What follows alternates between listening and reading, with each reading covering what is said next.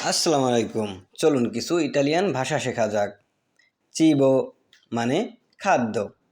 চিবো মানে খাদ্য। ইল রিজো মানে ভাত। ইল রিজো মানে ভাত। ইল পেশে অর্থ মাছ। ইল পেশে অর্থ মাছ। লা কার্নে অর্থ মাংস। লা কার্নে অর্থ মাংস।